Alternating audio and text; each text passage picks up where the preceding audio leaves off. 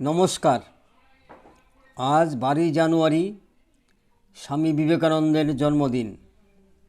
স্বামী বিবেকানন্দ ছিলেন একজন হিন্দু সন্ন্যাসী, দার্শনিক, লেখক, সঙ্গীতজ্ঞ এবং ঊনবিংশ শতাব্দীর ভারতীয় অতন্ত্রবাদী রামকৃষ্ণ পরমহংসের প্রধান শিষ্য। তার পূর্বাশ্রমের নাম ছিল নরেন্দ্রনাথ দত্ত। তিনি মার্কিন যুক্তরাষ্ট্র ও ইউরোপে হিন্দু ধর্ম তথা ভারতীয় বেদান্ত ও যোগ দর্শনের প্রচারে প্রধান ভূমিকা গ্রহণ করেছিলেন।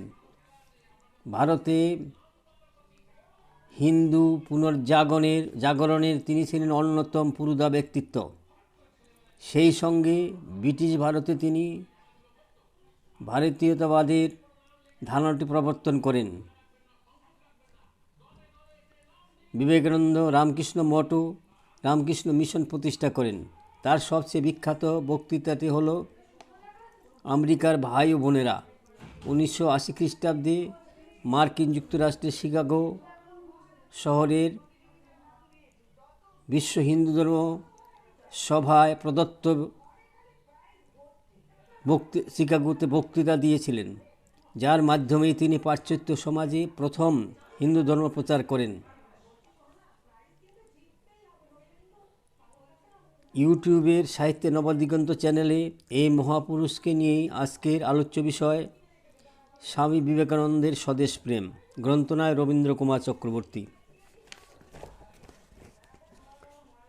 মহাপুরুষরা দেখান মুক্তির পথ। তারা জাতি, ধর্ম ও বর্ণ নির্বিশেষে পৃথিবীর মানুষকে ডাক দিয়ে বলেন, এগিয়ে চলো অন্ধকার থেকে আলোকে, অসত্য থেকে সত্যে, মৃত্যু থেকে অমৃতে।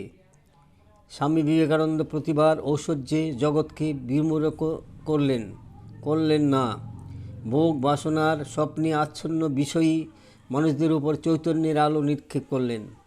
ত্যাগ, মৈত্রী ও করুণার সঞ্জীবিনী মন্ত্রে উদ্বুদ্ধ করতে চাইলেন ভারতবর্ষকে। বিবেকানন্দের কাছে ভারতবর্ষ ছিল ত্যাগভূমি, পুণ্যভূমি, মুনি ঋষি মহাপুরুষ সেবিত ভারতবর্ষ, দর্শন ইতিহাস ঝঙ্কৃত ভারতবর্ষ। ভারতবর্ষে তখন ইংরেজ শাসন চলছে।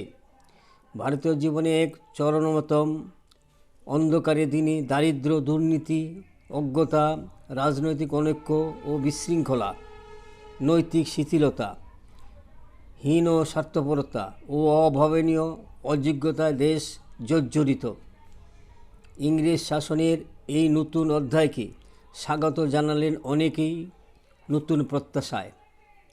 পাশ্চাত্যের যুক্তিবাদী ও প্রগতিশীল সভ্যতার সংস্পর্শে এসে মৃতপ্রায় কুসংস্কারাচ্ছন্ন মধ্যযুগীয় ভারতীয় সমাজ ও জনজীবনে এক নূতন স্পন্দন দেখা দিল। শুরু হলো আধুনিকতার পাটপীঠে চিরাচরিত শাস্ত্রীয় বিধি ও নীতিশাস্ত্রের এক যুক্তিবাদী ও বিজ্ঞাননিষ্ঠ মূল্যায়ন।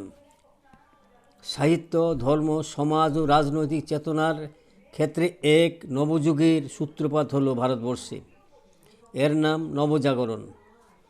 এই নবজাগরণ বাঙালি চিত্ত আলোড়িত করে যে নতুন ভারতবর্ষের সৃষ্টি করেছিল, তারই উচ্ছ্বাসিত ধারায় অবগাহন করে ধীরে ধীরে সমগ্র ভারত স্বৈরাচারী ইংরেজ সরকারের অর্থনৈতিক শোষণ, রাজনৈতিক, সামাজিক ও ধর্মীয় লাঞ্ছনার স্বরূপ এবং ভারতবাসীর মুক্তির আকুতি।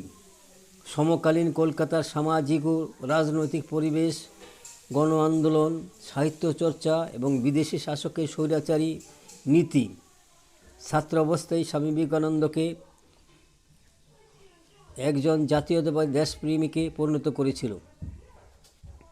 কলকাতার ডানপিটে ছেলে নরেন্দ্রনাথ কেবলমাত্র একজন জাতীয়বাদী ছিলেন না, তিনি তার জীবন, বাণী ও কর্মের দ্বারা ভারতবাসীর নবলব্ধ জাতীয়বাদী চেতনাকে বিভিন্নভাবে সঞ্জীবিত করেছেন, যার ফলে ভারতীয় জাতীয় আন্দোলনে এক প্রচণ্ড সক্রিয় আহরণ করেছে। স্বদেশ প্রেমের এই সুতীব্র অনুভূতির দ্বারা তাড়িত হইয়াছিলেন বলিয়াই স্বয়ং রাজনীতি হইতে দূরে থাকিলেও বারবার করিয়া তিনি রাজনৈতিক স্বাধীনতা লাভের কথা বলিয়াছেন। দেশবাসীকে বিশেষত যুব সমাজকে স্বামীজি স্মরণ করাইয়া দিয়েছেন রাজনৈতিক স্বাধীনতা লাভই তাদের সর্বপ্রথম লক্ষ্য। 1901 খ্রিস্টাব্দে তিনি যখন ঢাকা গিয়েছিলেন তখন একদল যুবক তাহার সহিত দেখা করতে আসেন এবং তাদের উদ্দেশ্যে উপদেশ প্রার্থনা করলে তিনি তাহাদের বলেন, বঙ্কিমচন্দ্রের গ্রন্থাবলী পাঠ করিয়া তাহার দেশভক্তি এবং সনাতন ধর্ম অনুসরণের কথা বলেন। জন্মভূমির সেবা তোমাদেরই সর্বপ্রধান কর্তব্য। সর্বাগ্রে চায় রাজনৈতিক স্বাধীনতা। তিনি আরও বলেন, পৃথিবীর অন্যান্য উন্নত দেশগুলির পাশাপাশি সমপদক্ষেপে বীর দর্পে চলিত হইলে হে বাংলার তরুণগণ, তোমাদের ঝাঁসির রানী লক্ষ্মীবাঈয়ের সাহসিকতার গুণ অনুশীলন করতে হইবে। অন্যান্য গুণগুলির সাথে সাথে আয়ত্ত করিতে হইবে। তাহাদের কারিগরি দক্ষতা শিক্ষা করো। তাহার পর নৈতিক গুণাবলী এবং দক্ষতা অর্জন করে বিদেশি শাসনকর্তাদের যথাযোগ্য প্রত্যুত্তর দাও। তাহাদিগের বাধ্য করো প্রাচ্য সংস্কৃতির এই পীঠস্থান হইতে তাহাদের নাকপাশ খুলিয়া লইতে। কিন্তু ইহা নিশ্চিতভাবে জানিয়া রাখো, শুধুমাত্র অনুকরণ করিলে কিছুই হইবে না। ভারতের সমাজ ছিল তার শিশুসজ্জা, যৌবনের উপবন, বার্ধক্যের বারাণসী এবং অতি শৈশবকাল থেকেই স্বাধীনতার নাগপাশে জর্জরিত ভারতমাতার সর্বাত্মক মুক্তির স্বপ্ন তিনি দেখিয়েছিলেন। সন্ন্যাসী বিবেকানন্দ কেবলমাত্র অতীন্দ্রিয় মোক্ষ বা মায়ার বন্ধনমোচনই চাননি, মানুষের বৈষয়িক ও সামাজিক মুক্তিও ছিল তার কাম্য। স্বাধীন বলতে স্বামীজি কি বুঝতেন তা তার বহু চিঠিপত্র ও রচনাতে প্রকাশ পেয়েছে। তার মতে স্বাধীনতাই দেশের উন্নতির প্রথম শর্ত। যেমন মানুষের চিন্তা করিবার ও কথা বলিবার স্বাধীনতা থাকা আবশ্যক, তেমনি তাহার আহার, পোশাক, বিবাহ ও অন্যান্য সকল বিষয়ে স্বাধীনতা প্রয়োজন। তবে এই স্বাধীনতা যেন তা অপর কাহারও অনিষ্ট না করে। আবার সর্ববিষয়ে স্বাধীনতা এবং অর্থাৎ মুক্তির দিকে অগ্রসর হওয়াই একমাত্র কাম্য, যাহাতে অপরে শারীরিক ও মানসিক আত্মিক স্বাধীনতার দিকে অগ্রসর হইতে পারে সে বিষয়ে সহায়তা করা ও নিজে সেই দিকে অগ্রসর হওয়াই পরম যথার্থ কাম্য। যে সকল সামাজিক নিয়ম এই স্বাধীনতার স্ফূর্তির ব্যাঘাত করবে তাদের অকল্যাণকর এবং যাহাতে তাহার শীঘ্র নাশ হয় তাহাই করা উচিত। যে সকল নিয়মের দ্বারা জীবকুল স্বাধীনতার পথে অগ্রসর হয় তাহার সহায়তা করা উচিত। স্বাধীনতা অর্থে স্বামীজি কখনই স্বেচ্ছাচারিতা বুঝেননি। পরাধীন জাতির পক্ষে কি সত্যই দৈহিক, মানসিক এবং আধ্যাত্মিক স্বাধীনতা লাভ করা সম্ভব? স্বামী বিবেকানন্দ নিশ্চয়ই এই চরম সত্যটি জানতেন যে পূর্ণ রাজনৈতিক স্বাধীনতা ব্যতীত কোনো জাতির স্বাধীনতা চিন্তা বা কর্মের অধিকার নাই, বা তার পক্ষে নিজের ইচ্ছামতো শরীর, বুদ্ধি বা ধন ব্যবহারের সুযোগ নাই। সুতরাং সর্বাগ্রে প্রয়োজন রাজনৈতিক স্বাধীনতা। স্বাধীনতা লাভের জন্য জাতীয়তাবাদের উপর জোর দিতে তিনি বারবার বলেছেন। স্বামীজি বারবার বলেছেন যে জাতীয় জীবনের সর্বাপেক্ষা বিশাল ত্রুটি হইল ঈর্ষা এবং একতার অভাব। বিভিন্ন সময়ে তিনি এই সম্পর্কে তীব্র নিন্দা এবং কষাঘাত করেছেন। আমরা একসঙ্গে মিলিতে পারি না, আমরা পরস্পরকে ভালোবাসি না, আমরা ঘোর স্বার্থপর, আমরা তিনজন একত্রে মিলিলেই পরস্পরকে ঘৃণা করতে থাকি, ঈর্ষা করিয়া থাকি। এই কারণে হিন্দু জাতি তাহার অদ্ভুত বুদ্ধি এবং অন্যান্য গুণাবলী সত্ত্বেও ছিন্ন বিচ্ছিন্ন হয়ে গেল। আমি বলি, হিংসা করা বৃথা। এই দুর্ভাগ্য হিন্দু জাতি পরস্পরের প্রতি যেরূপ জঘন্যভাবে ঈর্ষান্বিত এবং পরস্পরের খ্যাতিতে যেভাবে হিংসাপরায়ণ, তাহা কোনো কালে কোথাও দেখা যায় নাই। যদি আপনি পাশ্চাত্য দেশে আসেন তবে দেখতে পাবেন যে হিংসার অভাবই সর্বপ্রথম আপনার নজরে পড়িবে। একটি প্রকৃষ্ট দৃষ্টান্ত হল 4 কোটি ইংরেজ 30 কোটি ভারতবাসীর উপর কীরূপে প্রভুত্ব করিয়েছে। এই 4 কোটি ইংরেজ তাহাদের সমুদয় ইচ্ছা শক্তি একযোগে প্রয়োগ করতে পারে এবং তাহার দ্বারাই তাহাদের অসীম শক্তি লাভ হয়ে থাকে। অথচ আমাদের 30 কোটি মানুষের প্রত্যেকেই ভাব ভিন্ন ভিন্ন। সুতরাং ভারতের ভবিষ্যৎ উজ্জ্বল করিতে হইলে তাহার মূল রহস্যই এই সংহতি, শক্তি সংগ্রহ, বিভিন্ন ইচ্ছাশক্তির একত্র মিলন। জাতীয় মতে, স্বামীজির মতে, ভারতবর্ষে প্রকৃত জাতীয়বাদ সম্ভব একমাত্র ধর্মীয় ঐক্যের ভিত্তিতে। অন্যান্য দেশের সমস্যাসমূহ অপেক্ষা এদেশের সমস্যা গুরুতর। জাতির অভ্যন্তরে নানান বিভাগ, ধর্ম, ভাষা, শাসন প্রণালী এই সমূহ লইয়াই একটি জাতি গঠিত। কেবল আমাদের জাতির পবিত্র ঐতিহ্য, আমাদের ধর্মই আমাদের সম্মিলন ভূমি। এই ভিত্তিতেই আমাদিগকে জাতীয় জীবন গঠন করিতে হইবে।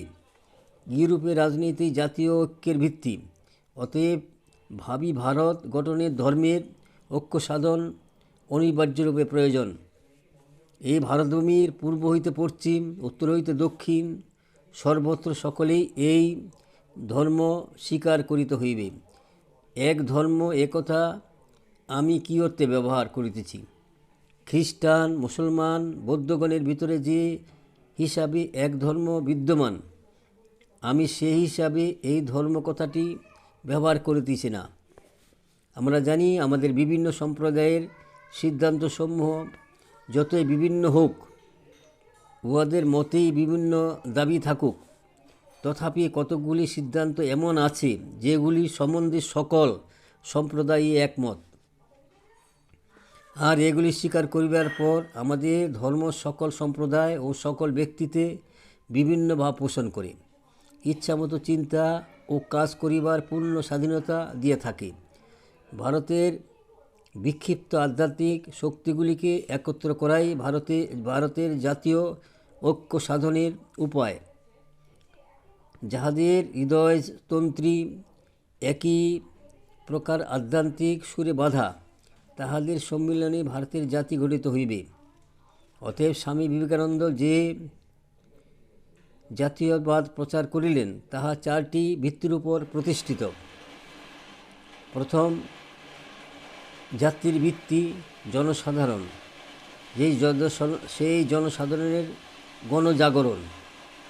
দ্বিতীয়, মানুষের শারীরিক এবং নৈতিক বলের উন্নতি। তৃতীয়, সর্বজনীন আধ্যাত্মিক ভাবগুলির ভিত্তিতে জাতীয় একত্ব। চতুর্থ, ভারতবর্ষের প্রাচীন মহিমা সম্পর্কে সচেতনতা এবং গর্ববোধ। ভারতীয় জাতীয় মাতাকে উপরোক্ত 4টি স্তরে ভর দিয়ে নতুন জাতি গঠন করতে হবে। ইহাই যায় স্বামীজির মত।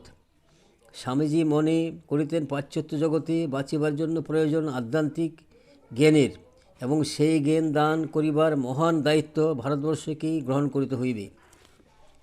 কিন্তু বিজিত কোনো দেশের পক্ষে দেশের নিকট হইতে শিক্ষা গ্রহণ করিবার এরূপ উদারতা পাশ্চাত্যের নিকট আশা করা মহাভ্রান্তি। অতএব মানবিক ও আন্তর্জাতিকতার স্বার্থেও ভারতবর্ষের স্বাধীনতা লাভ একান্তই প্রয়োজনীয়। বিশ্বসভায় যে গুরুত্বপূর্ণ ভূমিকা পালনে ভারত বিদ্যার্থী নির্দিষ্ট, সে ভূমিকা পালনের যোগ্যতা তাহাতে পূর্ণমাত্রায় উপস্থিত। তাহার বাস্তবায়নের জন্য সর্বপ্রথম প্রয়োজন ভারতবর্ষের স্বাধীনতা। তাই স্বাধীন ভারতের বর্ষের স্বাধীনতা লাভের উপর সর্বাগ্রে জোর দিয়েছিলেন তিনি। স্বামীজি কেবল একজন একনিষ্ঠ স্বাধীনতাকামী জাতীয়বাদী ছিলেন না, তিনি একজন মহান আন্তর্জাতিকবাদী এবং মানবতাবাদী। নমস্কার, আপনাদের সুস্থ ও সাবলীল জীবন কামনা করে আলোচ্য ভিডিওটি এখানেই শেষ করলাম।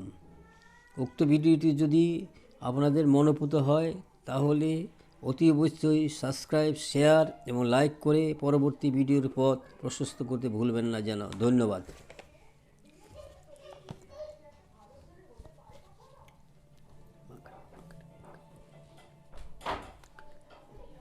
মাকে ডাকো।